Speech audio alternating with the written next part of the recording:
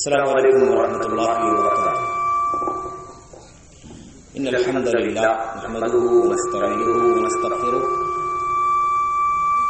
ونعوذ باللہ من شرور انفسنا وسیئات اعمالنا من يهده الله فلا مضل له ومن يضلل فلا هادي له واشهد ان لا اله الا الله وحده لا شريك له واشهد ان محمدا عبده ورسوله. اما بعد فان خير الحديث كتاب الله وخير الهدي هدي محمد صلى الله عليه وسلم وشر الأمور محدثاتها وكل محدثة بدعة وكل بدعة ضلالة وكل ضلالة في النار. قال الله سبحانه وتعالى في بيوت أذن الله أن ترفع ويذكر فيها اسمه يسبح له فيها بالغدو والآصال رجال لا تلهيهم تجارة ولا بيع عن ذكر الله وإقام الصلاة وإيتاء الزكاة يخافون يوما تتقلب فيه القلوب والأبصار.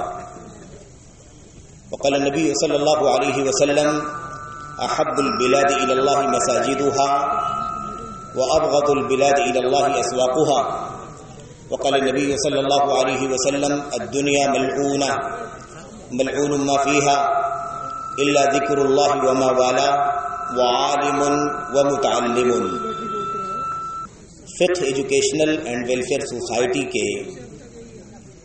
زیر اہتمام سوسائٹی کے اس گراؤنڈ پر جامعہ اسلامیہ قرطبہ کے اس میدان میں پہلی دعوتی اور تعلیمی کانفرنس کے موقع پر آپ حضرات سے اللہ تبارک و تعالیٰ نے ملاقات کا شرف عطا فرمایا ہے. اس کانفرنس کے صدر محترم فضیلت الشیخ نور العین سلفی شارح بخاری حافظہ اللہ، ناظم اجلاس، دیگر تمام علماء فضلاء، آپ تمام حاضرین، قابل احترام بزرگوں، نوجوان دوستوں، عزیز ساتھیوں، آج کے اس اجتماع میں اس تعلیمی دعوتی کانفرنس کے موقع پر کچھ باتیں جو آپ حضرات کے سامنے مجھے عرض کرنی ہے، وہ باتیں اس سلسلے میں ہیں کہ تربیت اولاد میں مساجد کا اور ایسے ہی مدارس کا کیا کردار ہے. مساجد اور مدارس کا کردار بچوں کی تربیت میں، بچوں کی اصلاح میں، انہیں بنانے میں، سجانے میں، سنوارنے میں کیا کردار ہے. اب یہ سوال بڑا اہم ہے، کیا مسجد کا بھی کوئی کردار ہے بچوں کو سنوارنے میں؟ مدرسے کا بھی کوئی کردار ہے؟ کیونکہ آج جس دور میں ہم اس مسئلے پر بات کرنے کے لیے بیٹھے ہیں، اور ایک جامعہ میں، ایک تحفیظ القرآن کے ادارے میں، ایک پرائمری تک چلنے والے ادارے میں جو انشاءاللہ تبارک و تعالی مستقبل قریب میں آپ کے سامنے ہوگا، تو اس دور میں تو مساجد کے کردار کو بہت زیادہ مجروح کیا جا رہا ہے، مدارس کے کردار کو کنڈم کیا جا رہا ہے. یہی نہیں بلکہ یہ الزام بھی لگایا جا رہا ہے کہ یہ مدرسے، یہاں سے دہشت گردی پھیل رہی ہے، مسجدوں سے دہشت گردی پھیل رہی ہے، یہاں سے آتنک عام ہو رہا ہے. قرآن پڑھنے والے مدرسوں کے بچے، طلباء، یہ سب آتنک کا علم حاصل کرتے ہیں، آتنک پھیلانے کا کام کرتے ہیں. اب یہ اتنا بڑا الزام ہے کہ اس کی وجہ سے عجیب و غریب نفرت پیدا ہو رہی ہے. جو لوگ نفرت کرنے والے ہیں وہ نفرت کر رہے ہیں، اور جو نفرت کرنے والے نہیں ہیں وہ کسی نہ کسی طرح سے ڈر رہے ہیں اور سوچ رہے ہیں کہ کہیں یہ الزام ہم پر بھی چسپاں نہ ہو جائے، ہم بھی دہشت گرد نہ کہلا دیے جائیں، ہم پر بھی الزام نہ لگ جائے، ہم بھی بدنام نہ کر دیے جائیں.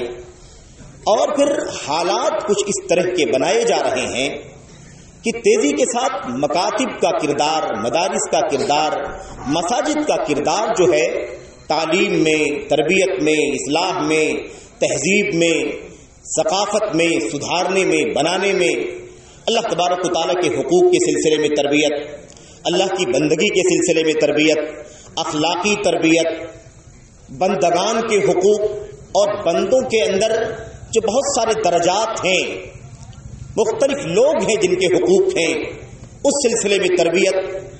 ان تمام تربیتوں کے جو پہلو ہیں میرے بھائیوں، مدارس کے سلسلے میں، مساجد کے سلسلے میں یہ بات اڑائی جا رہی ہے، پھیلائی جا رہی ہے کہ ان کا کوئی کردار نہیں ہے، بلکہ جو غلط چیزیں آ رہی ہیں، جو بد کرداری کی بات آ رہی ہے، جو غلط تربیت سامنے آ رہی ہے یا غلط تربیت کے نتیجے میں جو چیزیں عام ہو رہی ہیں، دکھائی دے رہی ہیں، اس کی نسبت مسجدوں سے کی جا رہی ہے، مدارس سے کی جا رہی ہے۔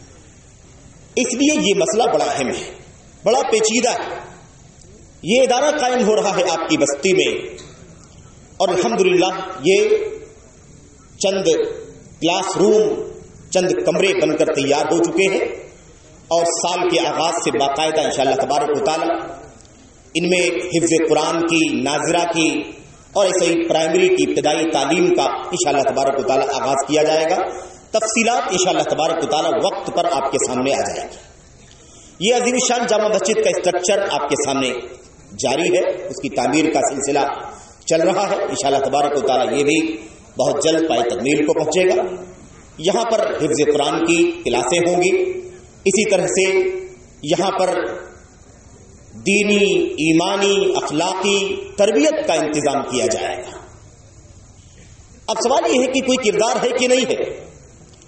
اللہ کے کلام کی آیتوں کو ہم جب پڑھتے ہیں، نبی کریم صلی اللہ علیہ وسلم کی احادیث کو جب ہم پڑھتے ہیں، تو ہماری سمجھ میں بات یہ آتی ہے کہ اگر مساجد سے بچوں کی تربیت نہیں ہو رہی ہے، مدارس سے بچوں کی تربیت نہیں ہو رہی ہے، تو پھر ان بچوں کی تعلیم کے لیے، تربیت کے لیے مساجد اور مدارس کے سوا کون سا سرچشمہ ہے، کون سا سورس ہے، کون سا ذریعہ جہاں سے بچوں کی تربیت ہو سکتی ہے، بچوں کی اصلاح ہو سکتی ہے؟ آخر کون سی جگہ ہے؟ میرے بھائی، اللہ کے نبی محمد رسول اللہ صلی اللہ علیہ وسلم نے فرمایا، احب البلاد الی اللہ مساجدها، اللہ تبارک و تعالیٰ کے نزدیک، اللہ تبارک و تعالیٰ کے یہاں سب سے زیادہ محبوب جگہیں اللہ کی مسجدیں۔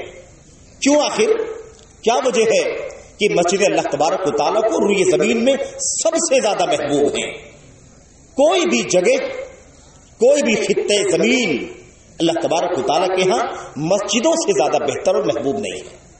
اور سب سے بدترین جگہیں، مبغوض، ناپسندیدہ جگہیں اللہ تبارک و تعالیٰ کی نگاہ میں بازار ہے۔ اب آپ دیکھیے، بازار کو مساجد کے مقابلے میں پیش کیا گیا، وہ سب سے محبوب جگہیں ہیں، اور بازار سب سے زیادہ نفرت والی، بغض والی جگہیں۔ بات سمجھنے کی ہے کہ کیوں ایسا ہے۔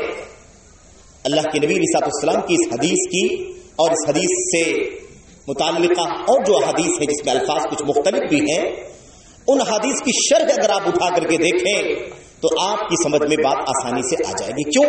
اس لیے کہ مسجدیں اللہ تبارک و تعالیٰ کے ذکر کے لیے بنائی گئی ہیں، اللہ تبارک و تعالیٰ کی نماز قائم کرنے کے لیے بنائی گئی ہیں، قرآن کریم کی تلاوت کے لیے قائم بنائی گئی ہیں، اللہ تبارک و تعالیٰ کے دین کی تعلیم و تربیت کے لیے، مذاکرے کے لیے بنائی گئی ہیں۔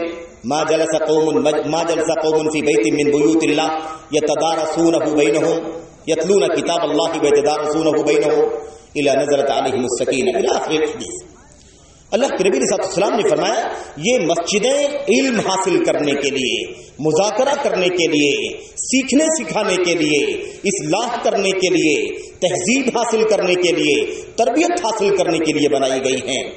ان مسجدوں میں اکثر و بیشتر، ہمیشہ یوں سمجھ لے، ہمیشہ اللہ تبارک و تعالیٰ کا نام لیا جاتا ہے، اللہ کا ذکر کیا جاتا ہے، نبی کریم صلی اللہ علیہ وسلم کا تذکرہ ہوتا ہے، اللہ کے کلام کی تلاوت کی جاتی ہے، نبی کریم صلی اللہ علیہ وسلم کی سنتیں پڑھی جاتی ہیں، اس سے سبق حاصل کیا جاتا ہے، نصیحت حاصل کی جاتی ہے۔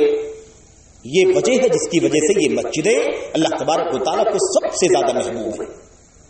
قال اللہ قال الرسول کا ورد ہوتا ہے، سبحان اللہ، الحمدللہ، استغفر اللہ کا وظیفہ کیا جاتا ہے، نمازیں قائم کی جاتی ہیں، حلقات علم قائم کیے جاتے ہیں، دروس کا انتظام کیا جاتا ہے۔ اس لیے اللہ تبارک و تعالیٰ کو یہ مسجدیں سب سے زیادہ محبوب ہیں۔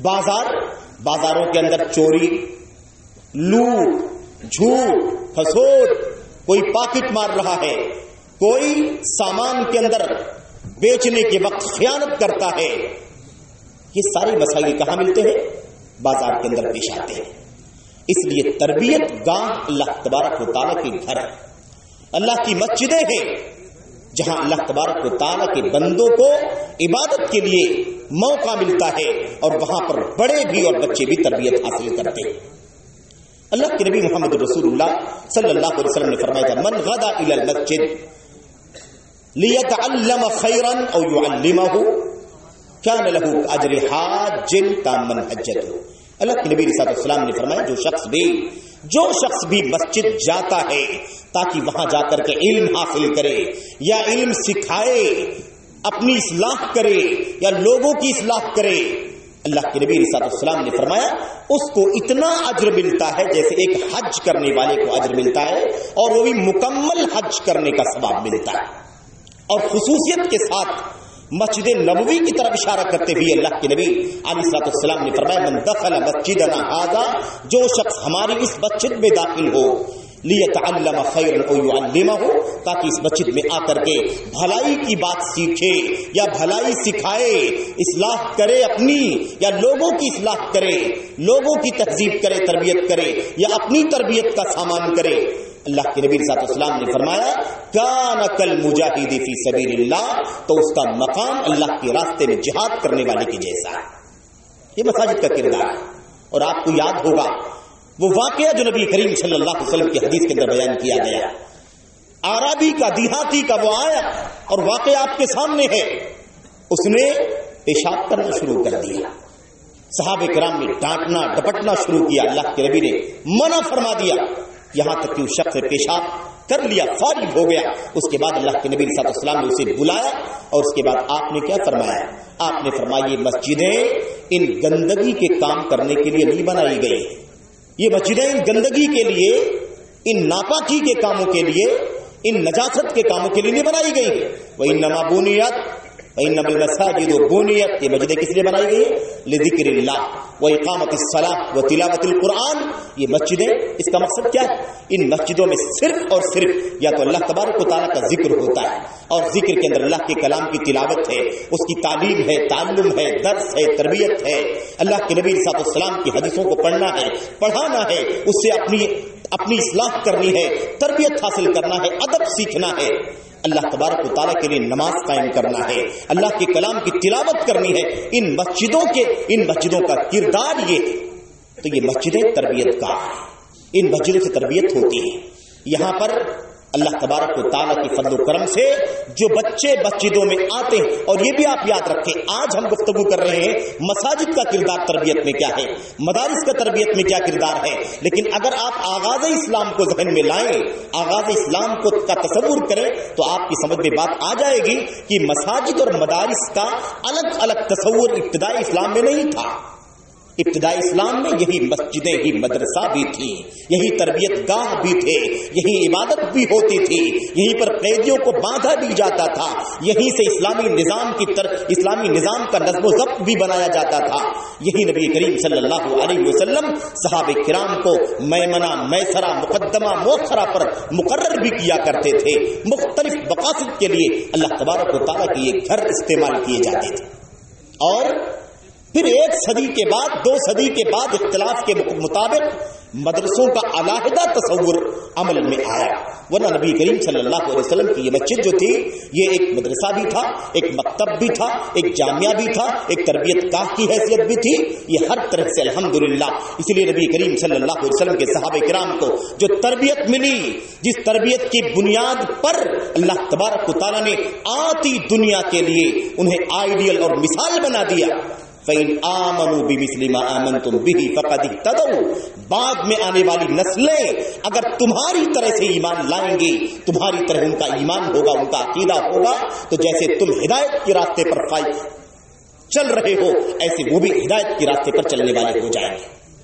تو شروع میں تصور نہیں تھا میرے بھائیو. ہاں وہ فقراء صحابہ، وہ غریب صحابہ جو سب سے بڑے علماء بن گئے، نبی کریم صلی اللہ علیہ وسلم کی مسجد کے پچھلے حصے میں، پیچھے والے حصے میں میرے بھائیوں ایک چبوترا تھا، اس کے اوپر ایک سائبان لگا ہوا تھا. نبی کریم صلی اللہ علیہ وسلم کے وہ صحابہ وہاں پر بیٹھا کرتے تھے، وہاں آپ سے قرآن کریم کی آیتیں سنا کرتے تھے، نبی کریم صلی اللہ علیہ وسلم کی حدیثیں سنتے تھے، اس کے معنی کو سمجھتے تھے اور پھر اس کو اپنی زندگی میں نافذ کیا کرتے تھے. یہ طریقہ تھا. حضرت ابو ہریرہ رضی اللہ تعالیٰ عنہ بھی اسی صفہ کے مدرسے کے ایک طالب علم تھے.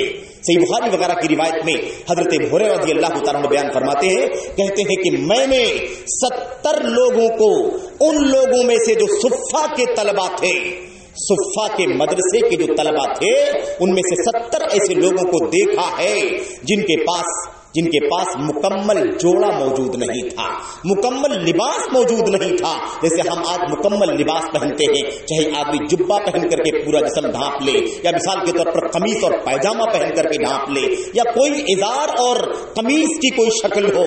70 صحابہ کرام کو میں جانتا ہوں صفہ کے، جن کے پاس مکمل لباس نہیں تھا. ان کے پاس یا تو ازار تھا تو قمیص نہیں تھی، اور قمیص تھی تو ازار نہیں تھا ان کے پاس. بڑی مشکلوں سے وہ زندگی بسر کیا کرتے تھے.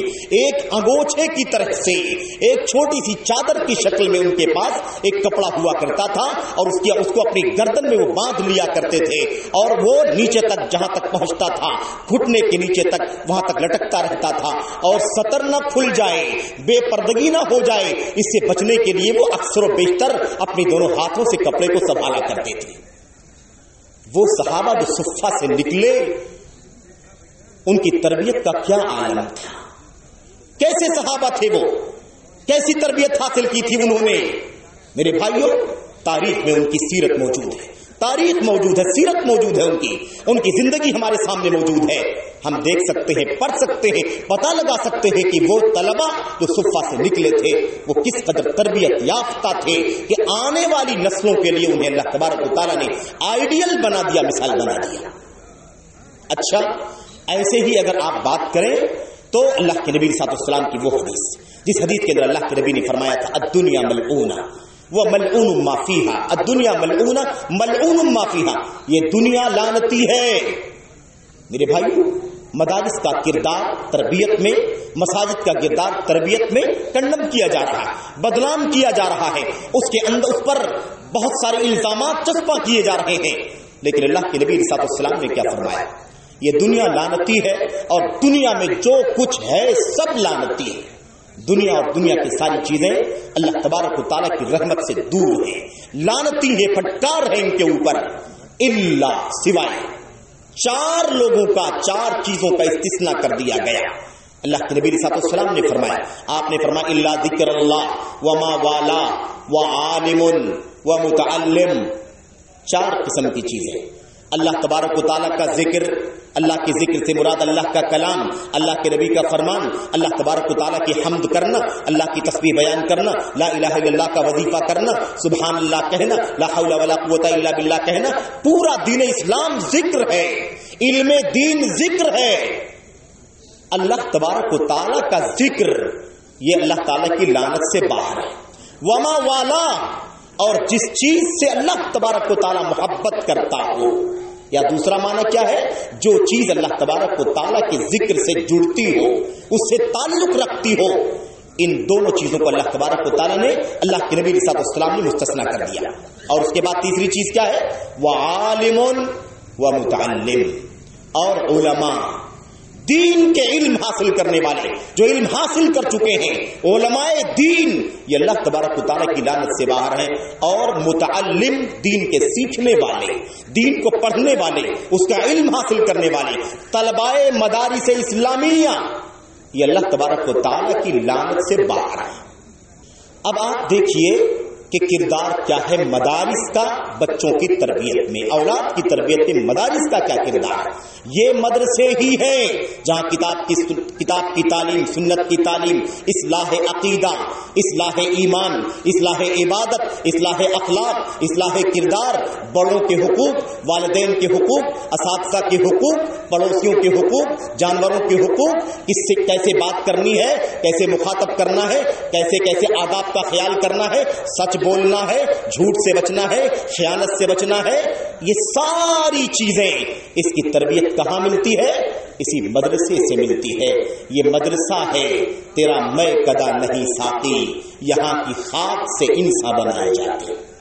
یہ مدرسہ شراب خانہ نہیں ہے، شراب خانہ نہیں ہے، یہ مدرسہ ہے جہاں سے درس ملتا ہے، جہاں سے تربیت حاصل ہوتی ہے، جہاں سے نفسوں کی تہذیب ہوتی ہے، جہاں سے تہذیب اور ثقافت کا سبق ملتا ہے، امت کے اسلاف کی زندگیاں پڑھائی جاتی ہیں، نبی محترم صلی اللہ علیہ وسلم کی سیرت، انبیاء علیہ الصلوۃ والسلام کی زندگیاں اور امت کے سلف صحابہ کرام کی سیرت، تابعین کی سیرت، تبع تابعین کی سیرت، ائمہ مجتہدین کی سیرت، محدثین کی سیرت، فقہا اور امت کے اعیان کی سیرت پیش کی جاتی ہے۔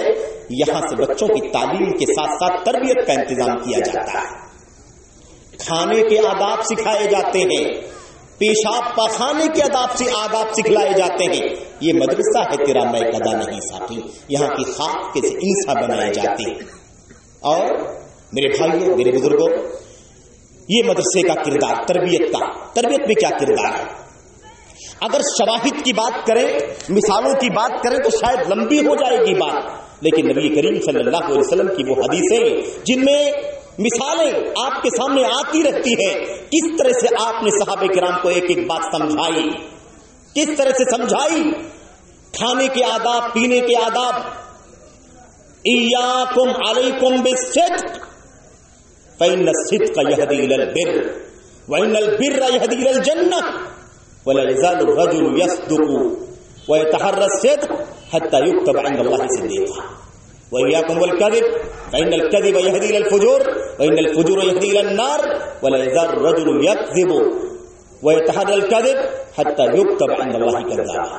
مثال اللہ کے نبی صلی اللہ علیہ وسلم، دیکھو تربیت دیکھو، سچائی کو لازم پکڑو، کیونکہ سچائی نیکی کی طرف لے کر کے جاتی ہے، نیکی جنت کی طرف لے کر کے جاتی ہے۔ انسان سچ بولتا ہے، سچ بولنے کی تلاش کرتا رہتا ہے، سچ ہی بولتا رہتا ہے، یہاں تک کہ اللہ تبارک و تعالیٰ کے یہاں سچوں میں نوٹ کر دیا جاتا ہے۔ وَإِيَّاكُمُ الْكَذِبَ، جھوٹ بولنے سے بچو، جھوٹ بولنے سے بچو، کیونکہ جھوٹ یہ بے حیائی کی طرف لے کر کے جاتی ہے، یہ گناہوں کی طرف رہنمائی کرنے والی چیز ہے، اور فجور، بے حیائی، بدعملی، بد کرداری انسان کو جہنم کی طرف لے کر کے جاتی ہے، اور انسان جھوٹ بولتا ہے، جھوٹ ہی بولتا رہتا ہے، جھوٹ کی تلاش میں لگا رہتا ہے، یہاں تک کہ اللہ تبارک و تعالیٰ کے یہاں اسے جھوٹا نوٹ کر دیا جاتا ہے، جھوٹا لکھ دیا جاتا ہے۔ مدارس کا کردار ہے کہ نہیں؟ مدارس میں کیا پڑھایا جاتا ہے؟ کون سا کام آتنک کا بتایا جاتا ہے؟ میرے بھائیوں، دہشت گردی کی کون سی تعلیم دی جاتی ہے؟ ان مدرسوں میں تربیت کا عالم یہ ہے، تربیت کا کردار مدارس کا یہ ہے کہ ان مدرسوں کے اندر انسان تو انسان ہے، جانوروں کو بھی ستانے سے منع کیا جاتا ہے، چونٹیوں کو بھی ستانے سے منع کیا جاتا ہے۔ میرے بھائیوں، کتے کو پانی پلانے پر جنت کی بشارت دی جاتی ہے، اور بلی کو باندھ کر اگر کھانا پانی نہ دیا جائے اور کھانے پینے سے پابندی لگا دی جائے اور اس کی موت ہو جائے تو اس کے نتیجے میں جہنم کی وعید سنائی جاتی ہے۔ کون سی دہشت گردی ہے مدارس کے اندر؟ ان مدارس کے اندر سب کے آداب بتلائے جاتے ہیں، اپنوں کے ساتھ کیسا سلوک ہونا چاہیے، برادران وطن کے ساتھ کیسا سلوک ہونا چاہیے، مسلمانوں کے ساتھ ان کے حقوق، ان کے آداب، غیر مسلموں کے حقوق، ان کے ساتھ ہمارا رویہ کہاں تک رواداری، ان کو کھلاؤ، پڑوسی بھوکا نہ سونے پائے۔ میرے بھائی، جو شخص آسودہ ہو کر کے سوتا ہو، اس کا پڑوسی بھوکا سوتا ہو، اس کا تعلق اسلام سے نہیں ہے۔ میرے بھائی، اللہ کے نبی صلی اللہ علیہ وسلم کی سنت میں، سیرت میں بہت سارے واقعات موجود ہیں، تفصیل میں نہیں جانے کی ضرورت ہے، اشارہ کرنا کافی ہے۔ نبی کریم صلی اللہ علیہ وسلم کی سیرت کے اندر تو اب مدارس میں تعلیم کیا ہوتی ہے، یہی ساری باتیں بتائی جاتی ہیں، بچے یہی پڑھ کر کے نکلتے ہیں۔ اب کوئی مثال پیش کرنا شروع کر دے، یہ دیکھو فلاں دہشت گردی کا کام فلاں مسلمان نے کیا ہے، فلاں مسلمان نے کیا ہے۔ اب اگر یہ دعوے سچے ہوں تب کی بات کی جا رہی ہے، ورنہ عام طور پر دعوے ثابت نہیں ہوتے، اور دعووں کو ثابت ہونے کے لیے دلیل درکار ہوتی ہے۔ لیکن اگر فرض کر لو کہ اگر واقع میں کوئی سچائی ہے تو یہ تو کوئی لازم نہیں ہے کہ یہ اسلام کا کام ہے، یہ مدرسے کی تربیت دہشت گردی کی ہے، مسجد کی تربیت دہشت گردی کی ہے، ایسی تو کوئی بات نہیں ہے، کیونکہ یہ کام کوئی بھی کر سکتا ہے، کہیں بھی کوئی شخص انحراف کا شکار ہو سکتا ہے، کوئی بھی شخص مار دھاڑ کر سکتا ہے، کوئی بھی شخص غلط قدم اٹھا سکتا ہے۔ اس کی ضمانت تو کوئی بھی شخص، مسجدیں ہی نہیں، دوسری عبادت گاہیں بھی اس کی ضمانت نہیں دے سکتی۔ ادارے بھی نہیں دے سکتے، اسکول بھی نہیں دے سکتے، یونیورسٹیاں بھی نہیں دے سکتی، آشرم بھی نہیں دے سکتے، مندر بھی نہیں دے سکتے، زمانہ کیوں نہیں دے سکتا؟ اس سے کہاں لازم آتا ہے کہ مدرسوں سے دہشت گردی پھیلتی ہے، مندروں سے دہشت گردی پھیلتی ہے، یہ غلط ہے میرے بھائیوں، یہ انسان کی غلطی ہے، انسان کی چوک ہے۔ اور آج تو الحمدللہ آپ کو تربیت کے کردار کی بات کرو، آج دنیا کے اندر حالات کیسے ہیں میرے بھائیوں؟ مسلمانوں کے حالات کا جائزہ لے کر کے دیکھو، مسلمانوں کی بات ہو رہی ہے، مسلمانوں کا عالم یہ ہے کہ اسلام کے نام لیوا، اسلامی نام، باپ کا نام، دادا کا نام مسلمان، خاندان مسلمانوں کا، لیکن دیکھا جاتا ہے کہ ان کی زندگی میں انحراف کی حالت یہ ہے کہ ایسا لگتا ہے کہ ارتداد کی ہوا چل رہی ہے، لوگ دین سے برگشتہ ہو رہے ہیں، مرتد گویا کہ ہوتے جا رہے ہیں، دین سے بیزاری ہے، دین سے نفرت کا ماحول بنتا جا رہا ہے۔ اس کے علاوہ کوئی الحاد کی طرف جا رہا ہے، کوئی انکار حدیث کی طرف جا رہا ہے، کوئی میرے بھائیوں مار دھاڑ اور قتل و غارت گیری کو دین سمجھتا ہے، کوئی تحریک کو دین سمجھتا ہے، کوئی مقابلے میں آنے کو دین سمجھتا ہے۔ ان تمام چیزوں کا خاتمہ کہاں سے ہو سکتا ہے؟ ان تمام چیزوں کا خاتمہ میرے بھائیوں مدارس سے ہو سکتا ہے، امن کا کام مدارس سے ہو سکتا ہے، حقوق کی ادائیگی کا کام مدارس سے ہو سکتا ہے، انسانیت کے ساتھ ہمدردی کا کام، حیوانوں کے ساتھ ہمدردی کا کام، اپنوں کے ساتھ ہمدردی کا کام، غیروں کے ساتھ ہمدردی کا کام اگر کوئی سب سے زیادہ کرتا ہے تو وہ طبقہ ہے جس کے خون کے اندر مدرسہ شامل ہے، مدرسے کی تربیت شامل ہے، علماء شامل ہیں اس کی تربیت کے اندر، مدارس کے مدرسین شامل ہیں، مساجد کے خطبہ شامل ہیں، مساجد کے ائمہ شامل ہیں، اور مسند طرز کے مدرسین شامل ہیں۔ سب سے زیادہ کردار میرے بھائیوں انہی مدارس کا ہے اچھے اخلاق کے سلسلے میں، لیکن آئینہ ستھرا لگانے کی ضرورت ہے، آئینہ صحیح دیکھنے کی ضرورت ہے، عصبیت کے بغیر تب جا کر کے بات سمجھ میں آ سکتی ہے۔ اور اگر بات کر لی جائے دیش کے حوالے سے، دیش بھکتی کی بات کر لی جائے تو بھی آپ کو اتنا کافی ہے جاننا کہ جنگ آزادی میں جتنا خون ان مدرسوں کے پڑھنے والے علماء نے بہایا ہے شاید ہی اتنا خون کسی اور طبقے کا بہا ہوگا۔ امن کے سب سے بڑے دائی مدرسے کے فارغین ہوا کرتے ہیں میرے بھائی، سلامتی کے سب سے بڑے دعوے دار، سلامتی کے سب سے بڑے پیغامبر مدرسوں کے فارغین ہوا کرتے ہیں، علماء ہوا کرتے ہیں، دین کے طلبہ ہوا کرتے ہیں۔ اور نہیں تو پھر آپ ان تمام چیزوں پر نظر ڈال کر کے دیکھ لیں سرسری طور پر میرے بھائی، ہم اور آپ اس پہلو پر بہت زیادہ سنجیدہ ہو کر کے غور کریں تو بات سمجھ میں آ سکتی ہے۔ آج ایک بات مجھے اور آپ کے سامنے عرض کرنی ہے، آج جو اسکولوں کا کام چل رہا ہے، حالانکہ شیخ صاحب نے اس سے پہلے بات کی اسکولوں کے بارے میں، عصری اسکولوں کا جس کو عصری اسکول کہا جاتا ہے، آج کل انٹرنیشنل گلوبل اسکولوں کے نام پر جو بڑے پیمانے پر اسکول کھولے جا رہے ہیں اور وہاں پر دعویٰ یہ کیا جاتا ہے کہ آپ اپنے بچوں کا داخلہ ہمارے یہاں کروائیں، ہم آپ کے بچوں کو جیسے شیکسپیئر بنا کر کے دیں گے، جارج برنارڈ شاہ بنا کر کے دیں گے، بڑا سے بڑا انگریزی زبان و ادب کا ماہر بنا کر کے دیں گے، ایسے ہم آپ کو امام بخاری بھی بنا کر کے دیں گے، ابن کثیر بھی بنا کر کے دیں گے، ابن رشد قرطبی بنا کر کے بھی دیں گے۔ ایسے لوگوں سے ایک درخواست، اللہ واسطے اگر یہ دعویٰ سچا ہے اور اس پر واقعی سنجیدہ ہے تو پھر آپ کو آپ کی اس دعوے کا استقبال ہے، دعائیں ہیں آپ کے لیے، مبارکبادی ہے آپ کے لیے، لیکن اگر آپ نے اس کے پیچھے کاروبار کو پروان چڑھانے کا ارادہ کیا ہوا ہے کہ اس نام پر مدارس کے بچے بھی ہمارے پاس آ جائیں گے، ہماری پاس طلبہ کی تعداد زیادہ ہو جائے گی، دین کی تعلیم کے نام پر وہ بچے جو مدرسوں کے اندر قرآن سیکھتے ہیں، سنت سیکھتے ہیں، عقیدہ سیکھتے ہیں، سیرت سیکھتے ہیں، ان بچوں کو بھی ہم کیپچر کر لیں گے، ہماری تعداد زیادہ ہو جائے گی، تو اللہ واسطے آپ سے درخواست ہے کہ یہ قدم نہ اٹھائیے۔ اور صورتحال کیا؟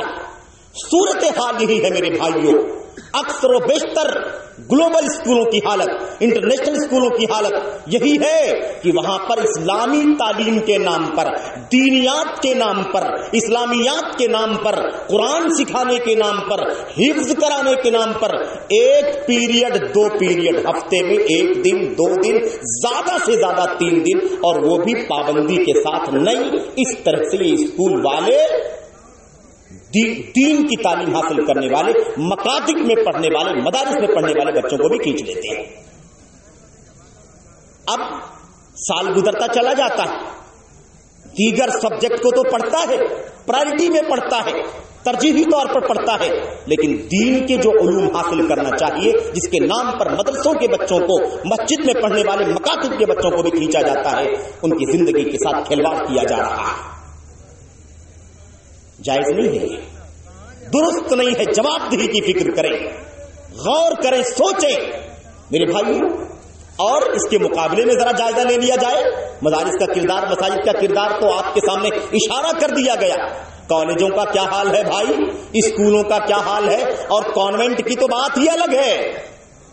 اسلام سے گویا برگشتہ کیا جا رہا ہے, اسلام سے متنفر کیا جا رہا ہے, رب سے تعلق کمزور کیا جا رہا ہے, دین سے تعلق کمزور کیا جا رہا ہے, غیروں کی تہذیب, غیروں کے کلچر کو خلط ملط کیا جا رہا ہے اسلامی تعلیم اور کلچر کے ساتھ ساتھ میں.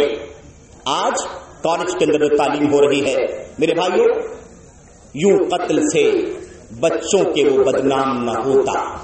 افسوس کی فرعون کو کالج کی نہ سوچی.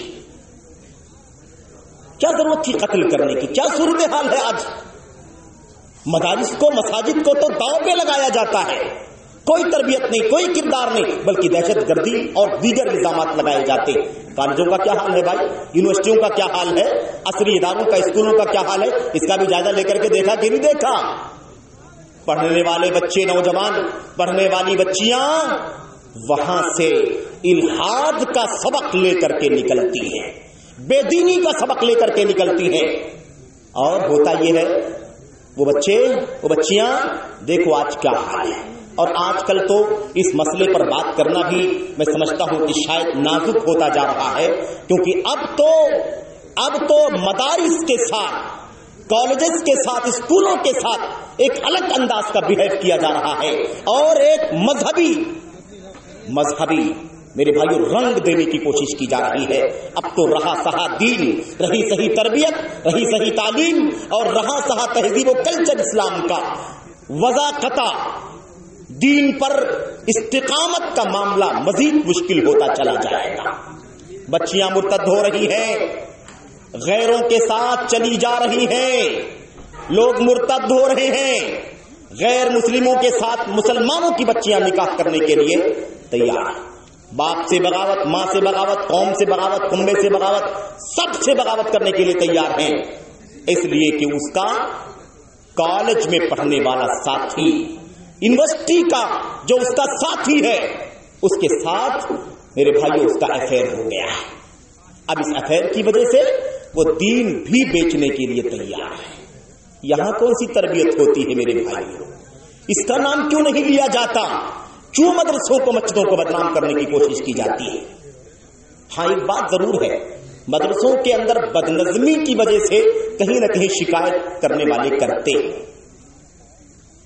شکایت کرنے والے شکایت کرتے ہیں, اور شکایتیں بجا بھی ہو سکتی ہیں, بیجا بھی ہو سکتی ہیں, اور بجا بھی ہو سکتی ہیں. لیکن مدرسے کی ماہیت پر, مدرسے کے تصور پر, مدرسے کے مشن پر کوئی انگلی نہیں اٹھائی جا سکتی. کوئی نظم و ضبط کا خلل ہو سکتا ہے جس پر انسان انگلی اٹھا لے, قلم چلا لے, لیکن اس کے سوا مدرسوں کا جو اصل مشن ہے, اصل جو فکر ہے, اصل جو اس کا کردار ہے, اس کردار پر انگلی نہیں اٹھائی جا سکتی. میرے بھائی, گلا تو گھونٹ دیا اہل مدرسہ نے تیرا, کہاں سے آئے صدا لا الہ الا اللہ. سنتے ہیں نا, اقبال نے کہا تھا. بالکل اس کو غلط معنی میں نہیں لینا, مدرسے کو کنڈم نہیں کرنا. یاد رکھنا, مدرسوں میں لا الہ الا اللہ کی تعلیم دی جاتی ہے, لا الہ الا اللہ کی تعلیم ہوتی ہے, ایک اللہ کی معرفت اور اس کی بندگی کا سبق پڑھایا جاتا ہے. اور یاد رکھو, اس دنیا کے اندر دین کا علم اور اس کا سرچشمہ اگر کچھ ہے تو صرف اور صرف دینی مدارس ہے. یہ مسجدیں ہیں اور یہ مدرسے ہیں، یہ جامعات ہیں، یہ اسلامی یونیورسٹیاں ہیں. اس کے سوا ہمارے پاس میرے بھائیوں دین سیکھنے کا، سکھانے کا، دعوت کا، تعلیم کا، تربیت کا کوئی سورس نہیں ہے. ہمارے پاس کوئی مرکز نہیں ہے.